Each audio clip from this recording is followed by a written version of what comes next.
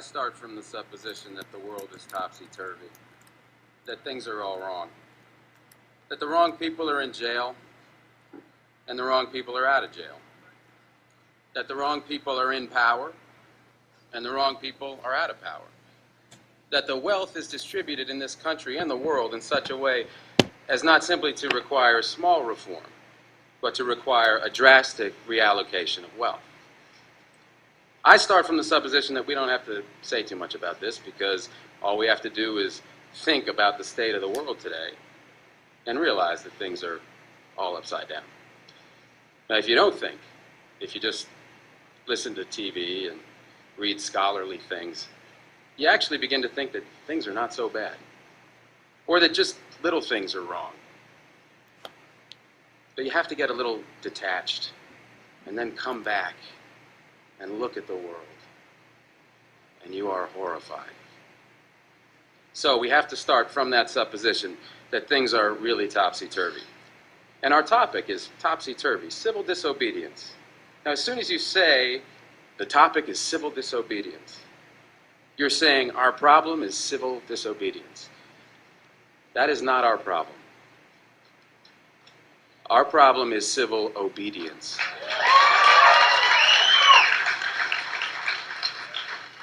Our problem is the numbers of people all over the world who have obeyed the dictates of the leaders of their government and have gone to war. And millions have been killed because of this obedience. We recognize this for Nazi Germany.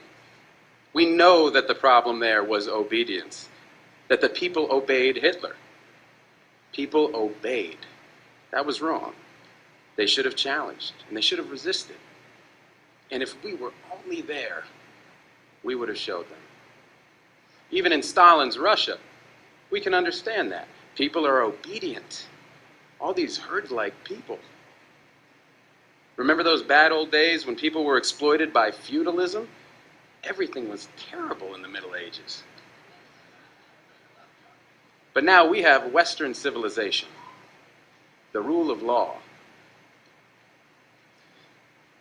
The rule of law has regularized and maximized the injustice that existed before the rule of law. That is what the rule of law has done. When in all the nations of the world, the rule of law is the darling of the leaders and the plague of the people, we ought to begin to recognize this. We have to transcend these national boundaries in our thinking. Nixon and Brezhnev have much more in common with one another than we have with Nixon. J. Edgar Hoover has far more in common with the head of the Soviet secret police than he has with us. It's the international dedication to law and order that binds the leaders of all countries in a comradely bond. That's why we're always so surprised when they get together. They smile, they shake hands, they smoke cigars. They really like one another, no matter what they say.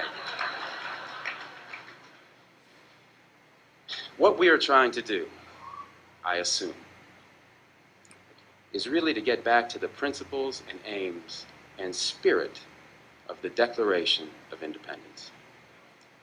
This spirit is resistance to illegitimate authority and to forces that deprive people of their life and liberty and right to pursue happiness. And therefore, under these conditions, it urges the right to alter or abolish their current form of government, and the stress had been on abolish. But to establish the principles of the Declaration of Independence, we're going to need to go outside the law, to stop obeying the laws that demand killing or that allocate wealth the way it's been done, or that put people in jail for petty technical offenses and keep other people out of jail for enormous crimes.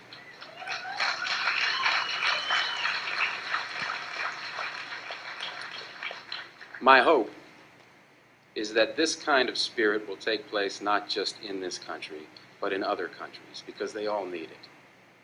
People in all countries need the spirit of disobedience to the state, which is not a metaphysical thing, but a thing of force and wealth. And we need a kind of declaration of interdependence among people in all countries of the world who are striving for the same thing. We are anonymous. We are legion. We do not forgive. We do not forget. Expect us.